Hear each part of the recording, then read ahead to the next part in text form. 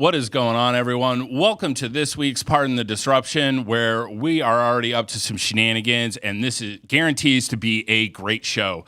I'm your host, Matthew Potter. I'm the short sale guy, hedge fund connection, and I'm also co-founder of the family tree over at Real Broker. If I can assist you in any way, go ahead and reach out to me. I'm going to go ahead and start us off with how we do things around here so that everybody knows, and then introduce our panelists. We have 6 questions, 45 seconds for each one of our panelists to answer, 2 minutes to chop it up afterwards, and they will be awarded points. 5 of those questions are pre-selected. The 6th comes from our audience, so chime in on YouTube, get in the chat, start talking.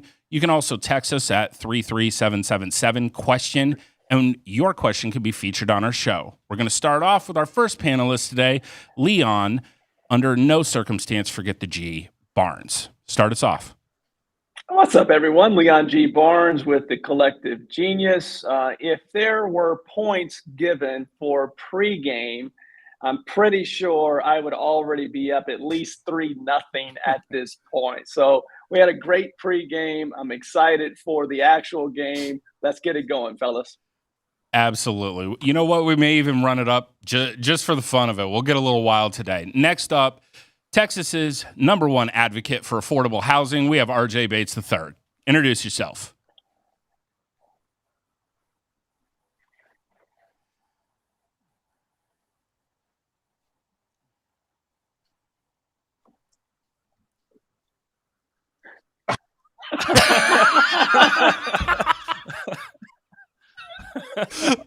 Holy shit, it started out already. All right. Next up, Steve Trang. Go ahead and introduce yourself, boss. Steve Trang, Real Estate Disruptors. Almost anything in real estate we're involved in except for property management. And I want to have no association with Brian. He showed up unannounced. So he's a 4th panelist, but if he says anything offensive, I don't know the guy. Incorrect. I did hear him ring the doorbell, and there were pleasantries that were exchanged between you and Mr. Manley. Last but certainly not least, 22 markets, 78 cities. That was just his first year. Just joking. We have Brian Manley. Introduce yourself to our audience. Dude, so look, Leon's up 3-0 because they're tugging on my jersey. I didn't know we got 45 seconds. So I'm the rules when I walk in. So you guys are up a little bit, but that's okay. We're going to claw and scratch, get back. And I only rang the bell because I was delivering donuts. So with that being said, I'm ready to go today. I do companies are Cubicle Mutiny and Property Cartwheel and a bunch of other little imprints.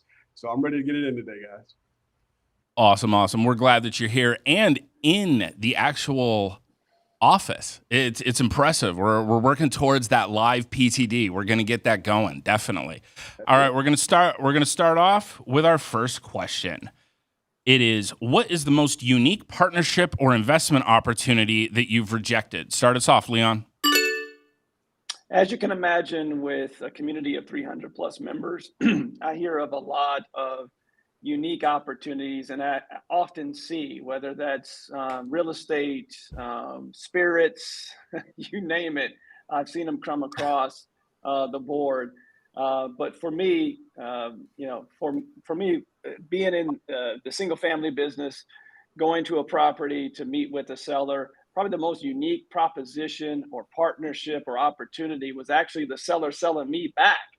Like, I wanted to buy the property, but that individual wanted to sell me some land that their family had been buried on for generations. And as you can imagine, it was pretty spooky, pretty scary, but I respect his game that he was following up every single week with me to buy not only his house, but all of the burial ground and the unique opportunity that came with partnering with him or buying out his burial ground where his family had been buried for generations. Pretty spooky.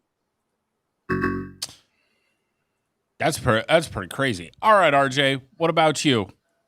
Check. Am I still being censored like I was during my intro there? Hopefully I have audio.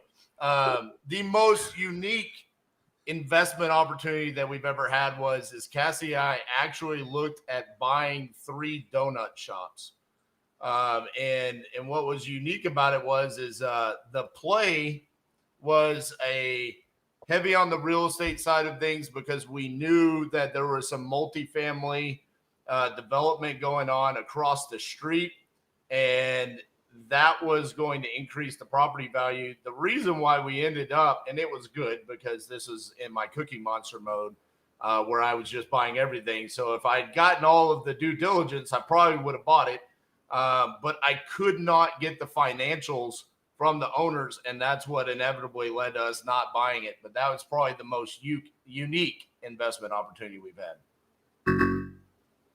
We're all very grateful that you do not own multiple donut shops. I'm just letting you know that. All right, Steve, what about you? Which unique partnership have you passed on? So OfferPad, right before they became public, was actively recruiting me to be head of their national dispositions. And so, part of that would have involved me flying from market to market to market, right? Working with them. I think at that point, they were only 8 states, far less than what Brian's doing. But in negotiations, I was like, I am not shutting everything down for less than 3% of the company. And his counteroffer was quite a bit less than that. So we were too far apart in negotiations. But I would say, had a chance to be a partner, tiny partner, but tiny partner inside of OfferPad. Very nice, very nice. We're all glad that you didn't do that, or else we probably wouldn't be here having PTD today. There would be no PTD. PTD brought to you by OfferPad. All right, Brian, what about you, man? So unique, man. I'll tell you, I got a house I was going to buy was a brothel, and they wanted to keep it open once we bought it. And my guy actually went and sat down with them, and they offered them all kinds of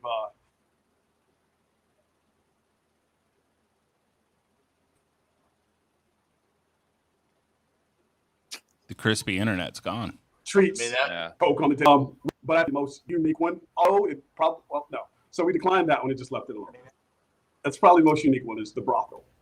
We missed the best part of that story. Yeah, but that's. Well, I mean, Yeah, our imaginations ran. I mean, there were offers being made at a brothel. I think we can say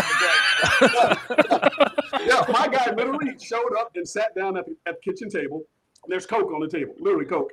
Coke you drink and the other kind of Coke. All the doors are shut. And he's like, yeah, you can't go back there to any of those. And we're like, why not? And then it was kind of the clue. Somebody walks out and we go, oh. So yeah, it was. We thought that was probably there'd be a lot of exposure in that. Yeah. Sales are being made behind the scenes. There were. If you've ever needed a way to overcome the objection of OfferPad made an offer on my house, you can let them know that they hired their second choice behind Steve Trang. That's how bad OfferPad is. Well said. Well said. Thank you, RJ. Giving me high accolades. I appreciate that. Where was this brothel, Brian? It was in Fayetteville, North Carolina. Very interesting. I'd love to. This is one of those where the chat would be great to hear from the audience their most unique opportunities that they've passed on, because that's a really good one right there. I've heard stories of brothels. I've never gone on one of those seller appointments myself, but I've heard stories of them. That sound like a fun party house, my friend. Yeah, no comment. I have a friend of mine. He bought a massage parlor, right? And he's like, "Did I tell you the time I accidentally became a pimp?" I was like, "What are you talking about?" I was like, "Yeah, I bought a massage parlor, and turns out it wasn't a massage parlor." I was like, "Okay." I might know the same guy, Steve. I had a buyer say that to me once before. Leon, on your point, I actually had a seller dispo a property for me once. So seller signed a contract with me, and he was like, "Hey, man, this guy came up and he offered me $10,000 more than what you're buying. You want his phone number? You want to just turn around and sell it to him?" I'm like, "Yes." And I assigned the deal to him. And I was like, "You're the coolest seller of all time." Hey, Leon, what was the upside play in this guy's mind on your deal? Well, his play was, he took me out to that area.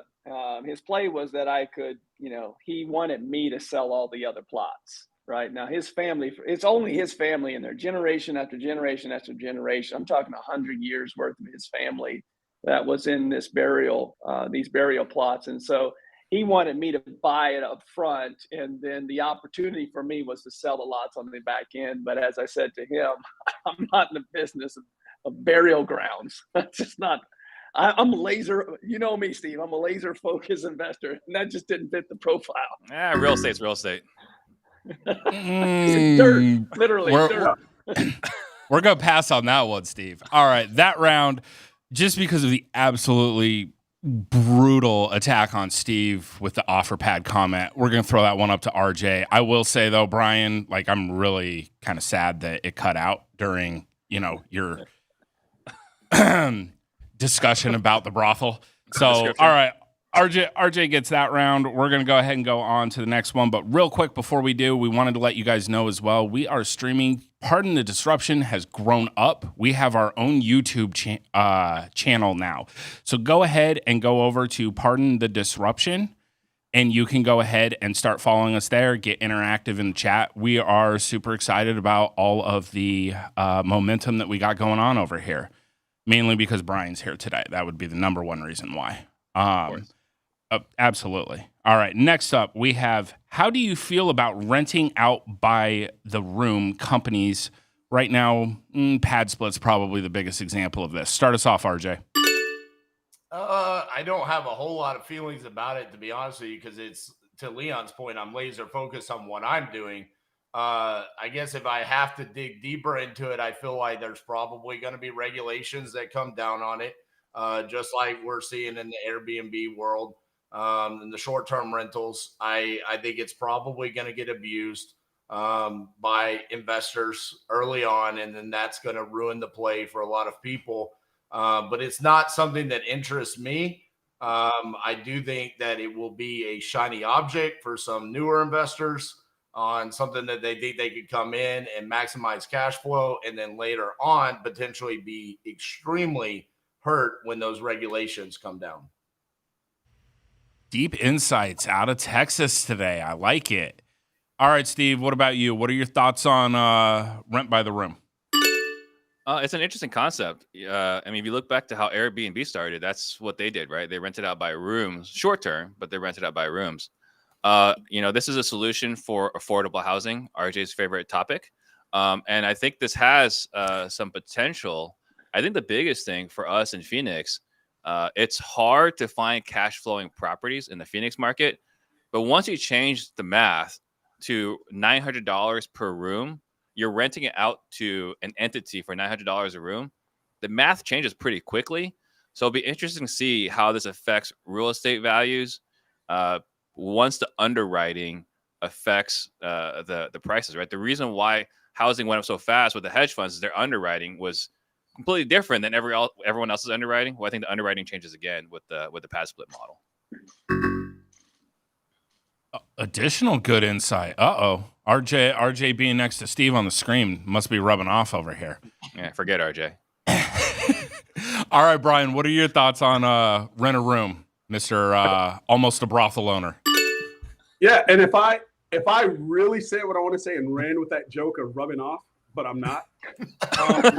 You're good too around here. You're good. But I'm not going to. They are kind of close. Mass a blessing, right? So that aggravate. First of all, how I feel about them is blessing, right? Like I think they fill a need, right? As housing gets more and more expensive, and wages don't keep up with it, so they fill an important need. But for me, I think it'd be brain damage. I couldn't even imagine being involved with this. I just had an eviction on Tuesday that was 4 grown men living in a house, and they all hated each other. And he did this, he did that. I couldn't imagine like what that does to just managing, right? So how do you know who damaged what? How do you recoup anything? Somebody who rents a room probably didn't have a whole lot of cash. What if they don't get along? The eviction, when I think about how much an eviction would cost to get one person out, it costs the same as if you're evicting a whole house.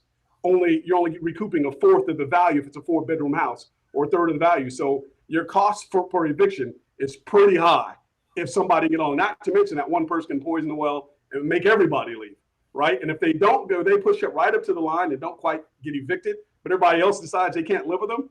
I can just imagine the nightmare in the property management of 4 different people or 5 different people in one house. Like it's a nightmare. There's only a couple of people I don't like enough to say I'd put you in. This is precisely why Steve does everything except for property management. He doesn't want to deal with that shit. All right, next up, Leon, what are your thoughts? Love it. Love the opportunity that it presents investors. I love new technology that is always thinking outside the box of how can we potentially monetize additional leads that we get to. Like RJ and I have both said on this show so far, is like we're laser focused, so it's probably not something that I'm going to do anytime soon. But I know that there are investors in cities that can't get cap rates like I can in Kansas, or RJ can in Texas, or Jimmy can get in St. Louis. This is a great opportunity and great technology. I've had the pleasure of talking to the owner of PadSplit, and to Brian's point, that is their biggest issue, obviously. But this isn't new necessarily. It's new technology of how to go about, as an owner, splitting rooms. But this is things like, I have a brother that's a recovering addict, and he's in a home with other grown adults, right? This is technology. This has been around for hundreds of years of adults sharing space. So it's taking that concept on like a halfway house and creating, a business model out of it using technology. So I'm always for new technology that can help real estate investors continue to evolve their business. So I have a little bit of a different opinion about that because of my experience in Hawaii, where it is common for you to rent out part of your house to another family so you can afford the real estate. And that's where I see, like, they had to come down with heavy regulations because of that, and essentially say we're outlawing that in certain parts, or this is what you have to do that.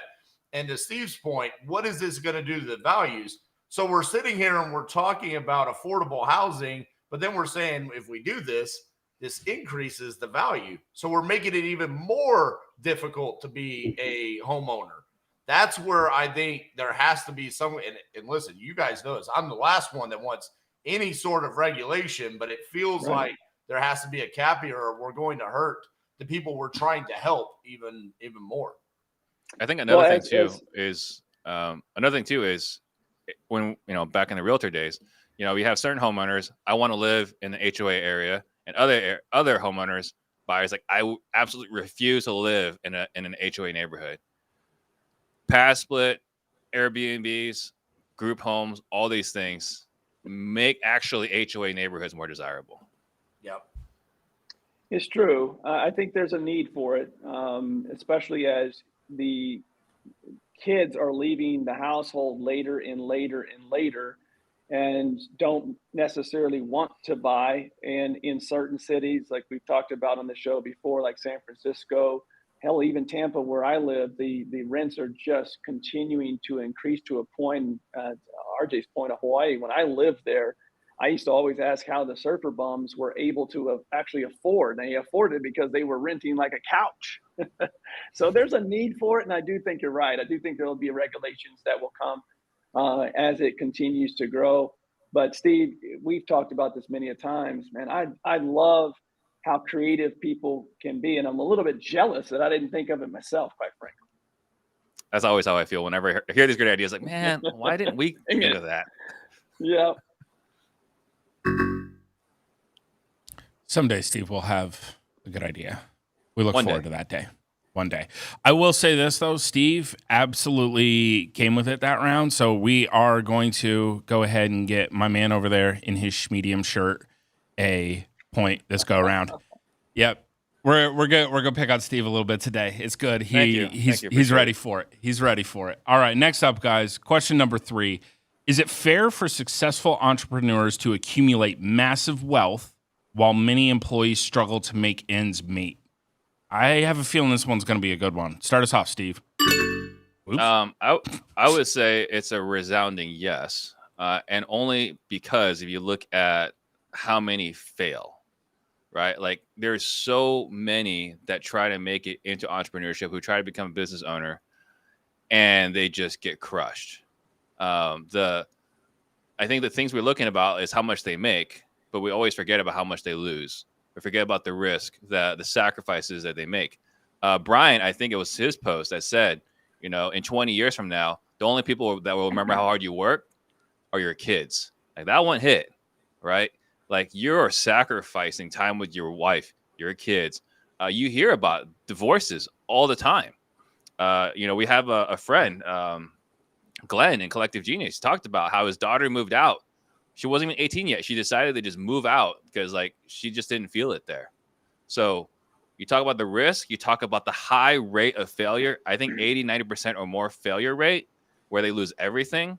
I would say absolutely it's fair for them to have the accolades when they do well. Okay. All right. I definitely see the point there. What are your thoughts, Brian? So I don't like the word fair, right? I think it's a really, really loaded word, really, really subjective. And so my thoughts on that are,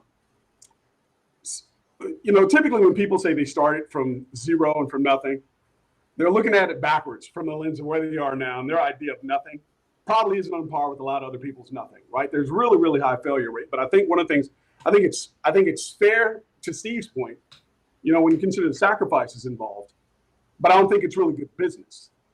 So those are probably two different arguments. But I do think when you consider what goes into it, I think the skew on this is that because you had 80-90% failure rate on people who've tried it, think about how many people have never tried it and their outlook on what it is that's happening with this successful entrepreneur. They don't have an idea of it, right? So fair, depending on who you ask, absolutely not. But if you're in the behind the scenes, sure, because you understand you have to eat shit a lot in order to get where you want to get. So I think fair, like I said, I don't really love the word, but I think when you go out and you earn it, I think you deserve what you earn, and we all have our own distinct advantages. But yeah, I have to go with, I think it's fair. All right, 2 votes for fair. All right, Leon, what are your thoughts? So I've actually sat on both sides of this argument, and so I have a 2-part answer. The first part, as an entrepreneur, is absolutely it is fair. You take all the risk, you should reap the rewards. The second part of this is from the W-2 perspective. I could bitch and moan and say that it's not fair for my owner to make more money than me or have more wealth than me. I can bitch about it and moan about it and say it's not fair, or I can do something about it. We talked about this last week as this is the greatest country in the world when it comes to making your own path. You have the opportunity to get up and go choose a different opportunity that you feel is more fair for you, in which you should do that.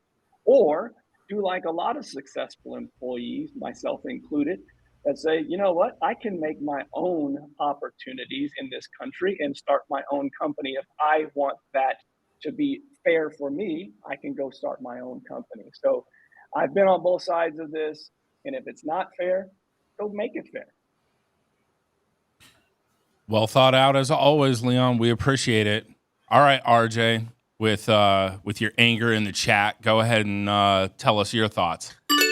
Yeah, I mean, it's absolutely fair. You have a choice. You're not forced to work for that person. I worked for Pizza Hut. They told me I was an overglorified shift manager. I said, fuck off, and I started my own company. Look at that. It's so fair. Now I call the shots. I mean, you have a choice to do what you want to do. I mean, if you want to sit there and complain that you're making what the entrepreneur told you were going to make if you do X job, then that's just you complaining about your decision that you made. It shouldn't be about how much money that person's making. So I'm pretty one-sided on this, because to Leon's point, I've been on both sides, and I was the one that complained about it, and I didn't like the way that it made me feel, so I went out and I changed my reality. And so, yeah, I absolutely deserve to make whatever wealth I create for myself. So I didn't have enough time to get this third piece of it in, so I wanted to save this for the last. But I think that this is very important for the entrepreneur that is raking, quote unquote, raking in the dough and living in the ivory tower. It's very important. Steve, you've seen these presentations at CG where the best entrepreneurs, the highest and best investors in our community, they take care of their star employees, meaning that they either have opportunities for them to create wealth through an employee program beyond just a 401k, allowing them to buy properties, invest in properties. They're not owners. They just give them the opportunity to live the same type of dream. Maybe not make as much wealth, but have an opportunity to still invest and feel like an entrepreneur within that business. It's very important that if you have key level, executive level employees, that you look at how can I make this more fair for them to keep them long term. Yeah, I think the other thing too is we're typically, I think when the question comes along is it's just only about financial compensation, right? Like just wages. But like, we're intentional. We want to create pathways for wealth.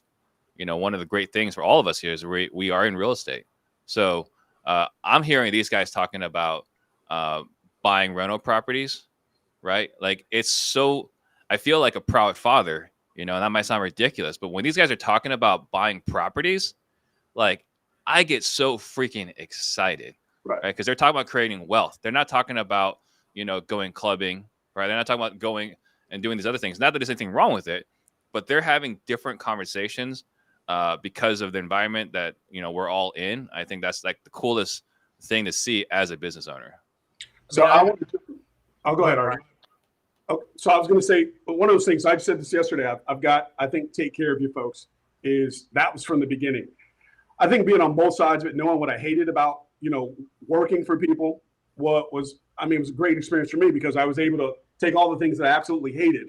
And so we're going to try to get rid of many of these as we like. I've got a guy right now on my team, I'm shaming him. So I'm talking to you, looking in the camera. Shamed him and is starting to buy some investment properties because we sell them at a discount inside once you've been with us for a certain amount of time. So we'll walk you through the entire process. It's one of those things like you, Steve. I want to see that. I want to see that success.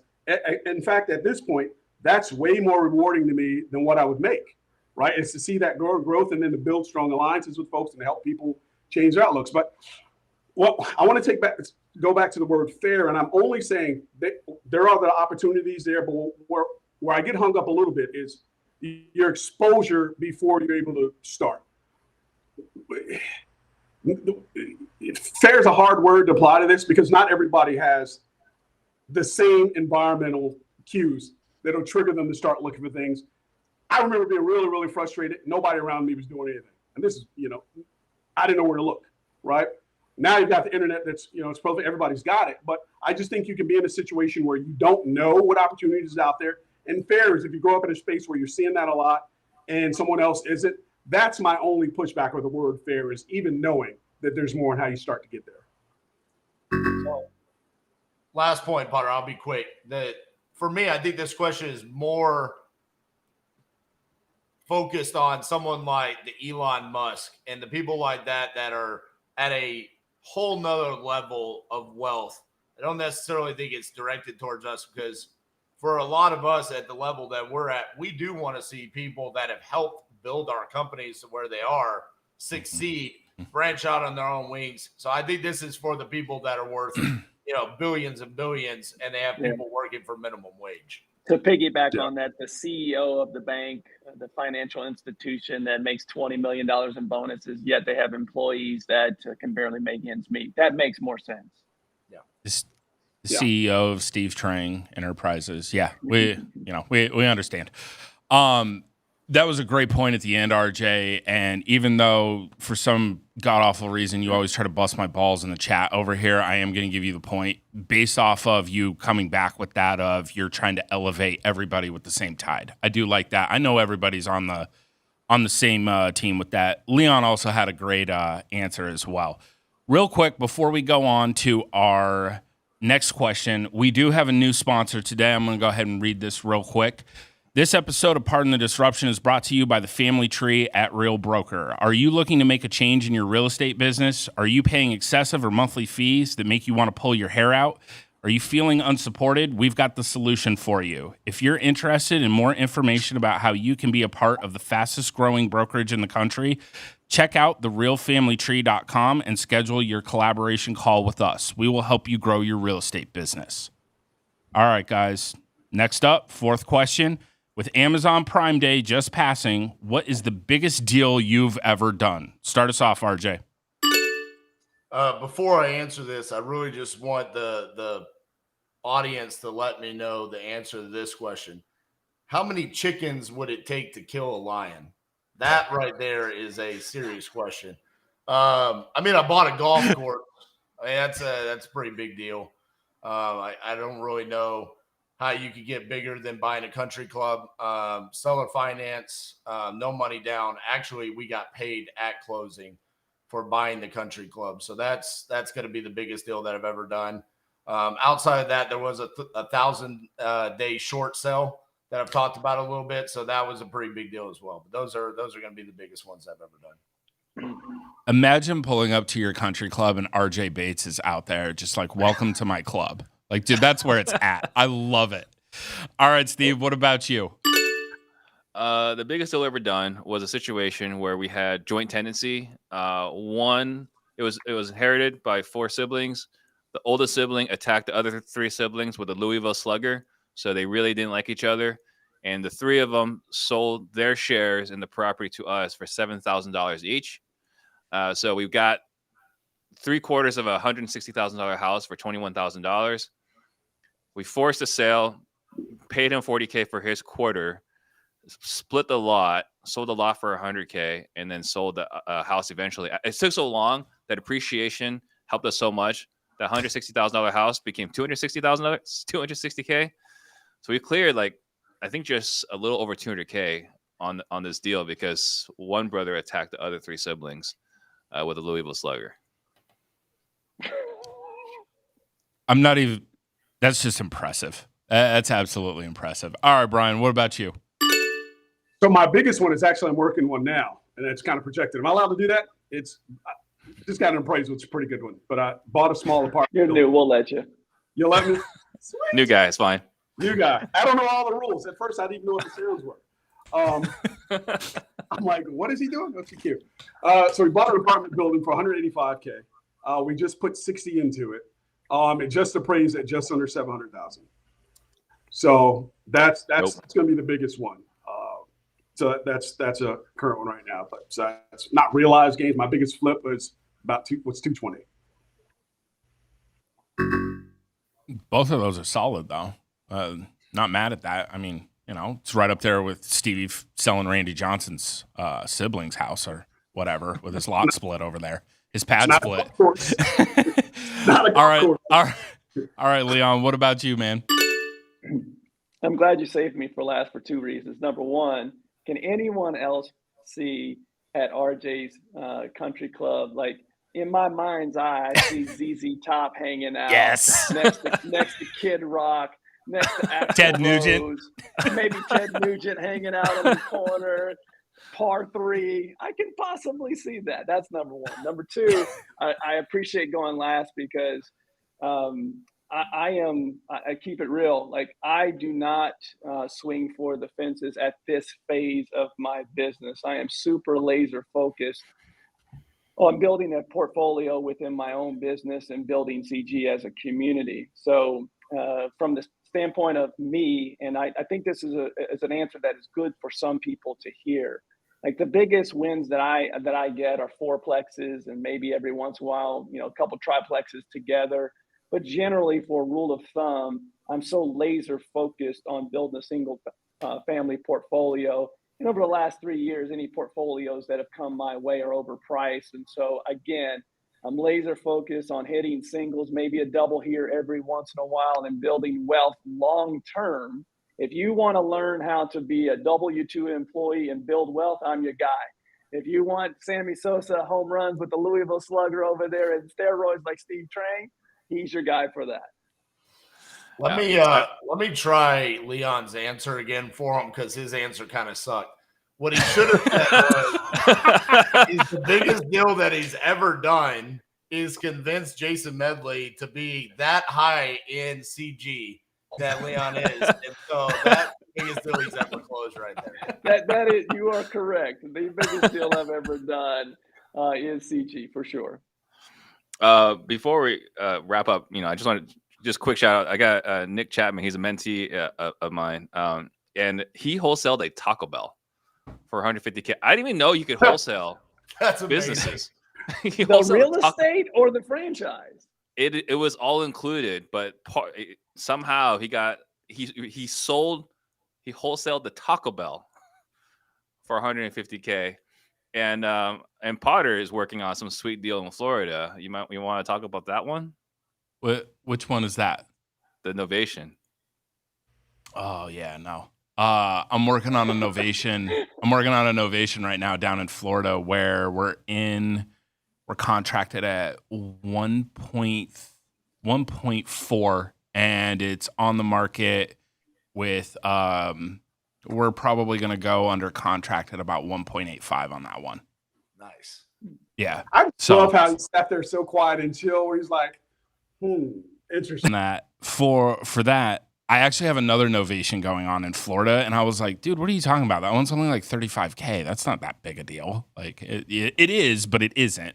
So it took me a second. It took me a second. I don't know which one you speak of. Hey, look, John McCain. Which house are you talking about? I don't know which house you're talking about. I'm not quite country club level like RJ over there yet, but I'm trying to get there. A Taco Bell, my assignment fee is going to be free Mexican pizzas for life. Bro, that's what I was going to say. Did he work in like a clause, like he gets, cheesy bean burritos for the next decade?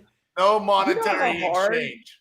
You know how hard that has to be because each franchisee has to have a certain amount of net wealth to be able to do that. That's pretty impressive. Yeah. Clearly, he has another mentor on top of Steve. Hey, I only said what I was thinking, RJ.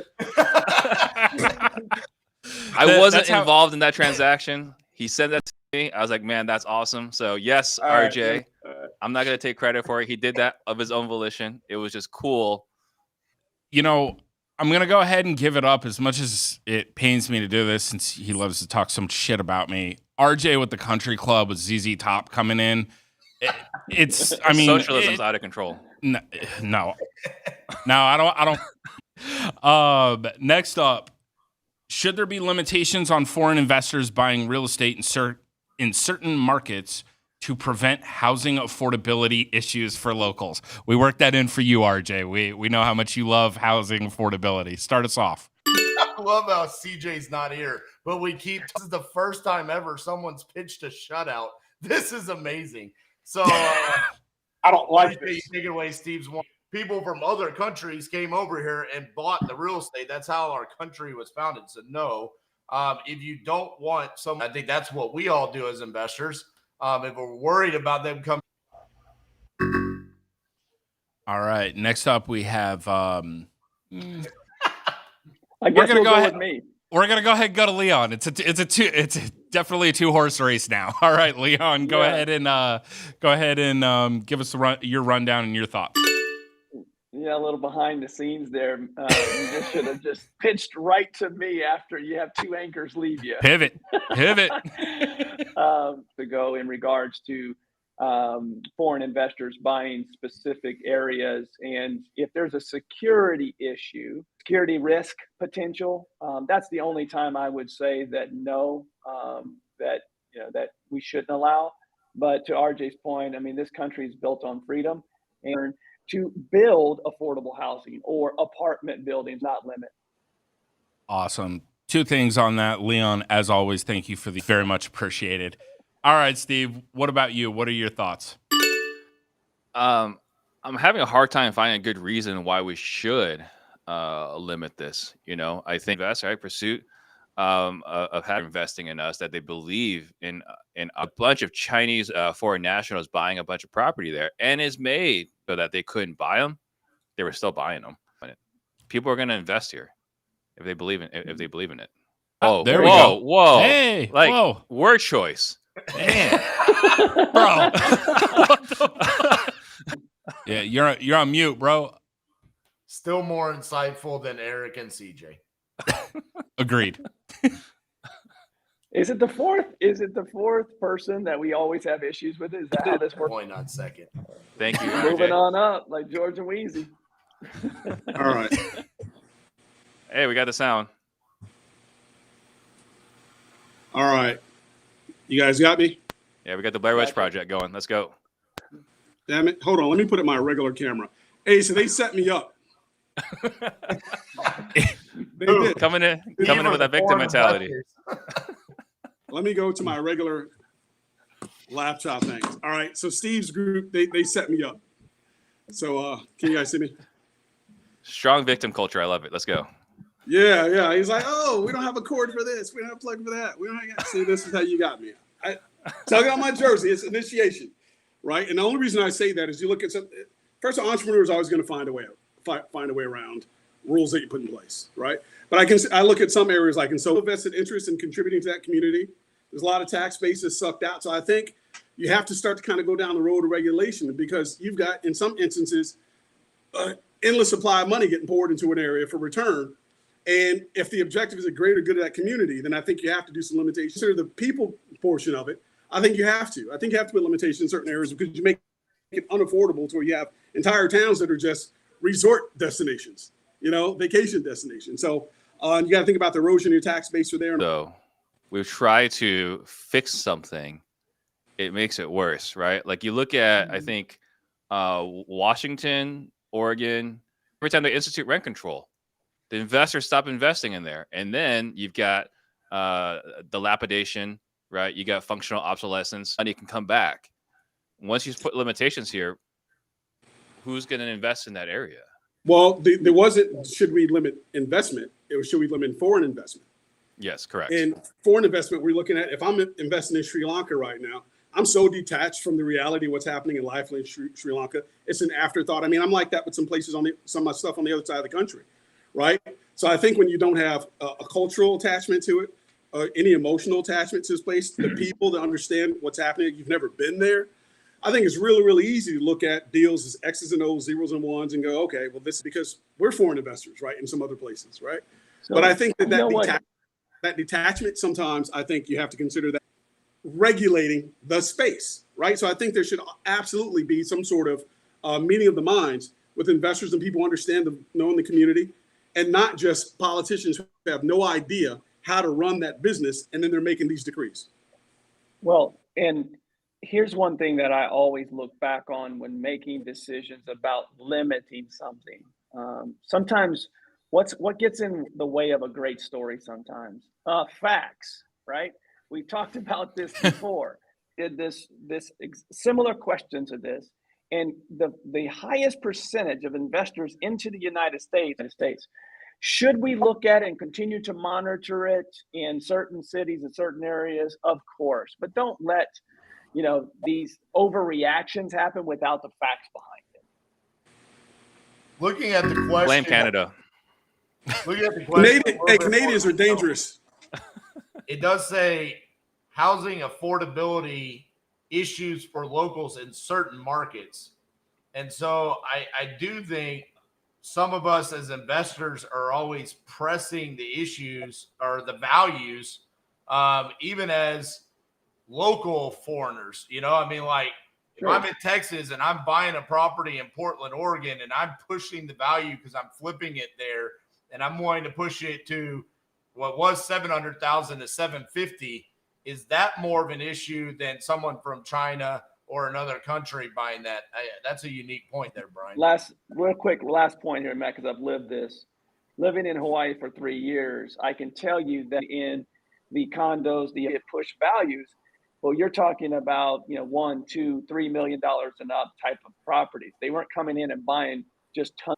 It really honestly is. In my true roundabout way, I'm going to go ahead and hit Leon and Brian with a point on that one. Everybody had great insight and great thoughts on that, though, including you, Steve. I will give you a little golf clap for Steve, for Steve-O.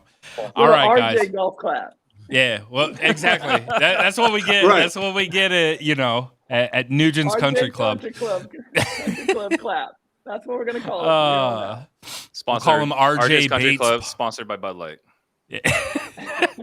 RJ Bates par 3. All right, question number 6. With many wholesale companies losing employees to tough economic conditions, what are you doing to recruit top talent for your company? Start us off, Leon. Always be recruiting. It's not a Glengarry, Glen Ross line. It is what you should be doing in your company always, no matter if you have every employee sticking with you, every employee working at a high level for you. If you're in the mindset of continual growth, it's what a lot of high level college coaches, football and basketball, say: the day that I don't recruit is the day that I get fired. So always, always, always be recruiting, because top talent will take you to that next level. So, when it comes to, you can't control excitement as an organization towards finding the best and brightest for your organization. Always the well thought out recruit top talent for titanium. Oops. Yeah, basically what I've done is a new strategy where I actually recruit them before their brains have fully developed. So I just got a bunch of young, dumb, stupid kids, and then I help develop their brains fully, and now they're just like my little children. And it's a really good strategy, honestly. No one's going to talk about this. So really, to Leon's point, the bright and the smart ones, no, those are the ones that want to go out and quit and go do their own thing. You go get the young and dumb, stupid ones, and you train them out just like you. Hopefully they're not watching. They're all watching. They are. Yeah, they absolutely are. I'm pretty sure I can see 32 middle fingers right now. It's amazing. RJ bribes him with Mexican pizzas and Long John Silvers. Straight up. All right, Steve, what about you? So we're intentional with recruiting. We're actually trying to hire people that are happy, that are successful, have a track record of success. So something that we've set people to apply for. But on top of that, what we've instituted, are we always recruiting? But the one weakness we always had was we didn't, just like our guys in the bullpen that are calling homeowners every day. Seriously. So, like Leon said, Presentation. I know it's old school, there, Steve. It's the old hat. No one. So I mean, I think and I'm looking for people who are in alignment with. I've got an employee across town in Phoenix I've never known. It's particular lifestyle with upper mobility, the opportunity to invest for yourself at a discount. Looking for people, like Steve said, is who are already happy and in a good space. We're trying to make it fit you. We're looking for people that want what we're offering, and that's the thing. So we have a bench of a couple of turnover, but in going for that, one of the things we're looking at is hiring today. But what they can't get is, one of our core values is like humor. Like it's literally one of our core values. To like fucking laugh and come to work, right? Mm-hmm. And along with some of the more serious stuff. So if this is a place where you want to be, I think that's most attractive, and people don't want to leave it. Yeah, I think you would fire the Steve immediately if humor is part of your core values. Wait, what's that? I said you would fire Steve immediately if he worked for you. If that's one of your core values. Thank you, Steve's all right. Leon. Appreciate that. You're welcome. So I think what Brian's talking about though, right, is like being a beacon. You're putting that out there. I mean, one of the things that I remember Brian did this presentation, and I thought it was outlandish. Like if you weren't watching Game of Thrones, don't jump on the call until 9:10. Like it's Game of Thrones. So I think being a beacon, letting everyone know what your culture is. Yeah, I think also to add to that, real quick, from 0 to 1 is something that we talk about a lot in CG. Is how do we take, if you haven't done, you're sitting in 18 different seats, there's your answer to what you should be recruiting for next, because there's so many now ready for you to be able to hire. So I'd say, no, you have to have in order to grow. Yeah. And just a real Jay's walking into a Long John Silver. This is, I thought. You can. Oh man, yeah, you'll get extra tartar sauce and hush puppies every Tuesday. Oh, all right, that was great. I love everybody's answer on that round, but for the absolutely an absolutely great run for Mr. Par 3 over there. I want to thank everybody. Invite him back and go ahead and head out. Or say goodbye. Go ahead and start off with our champion. Out of here, I'm going to watch Closers Olympics qual for these kids to get some points today. I've been in those deals for about 3 hours. The Nolan Ryan of the closer. Looking for new judges, so we're going to go into that bench we got and see if anyone's interested in judging. Someone that's a little bit more qualified. We'll be starting off with negative points next week. Congratulations, everybody. You're already winning. Brian, say bye to the people. Hey guys, first, thanks for having me, man. This was a lot of fun, man. Steve, first people come and watch this. You guys are like some experts here, heading my ass down the Still fun. It's round. All right, Leon. Answers all around. Fun show. Brian, great meeting you. Just a word of advice in the future. If you are going to be back on the show, work really, really well for you today. So just from a veteran to a rookie, just don't do the show in his office next week or whenever you're back on, Brian. Good meeting you. There's only everyone. There's only so much you can do in the closet, Leon. There's only so much you can do in the closet. Wow. Jesus Christ. We're going to leave it there, guys. We're going to leave it there.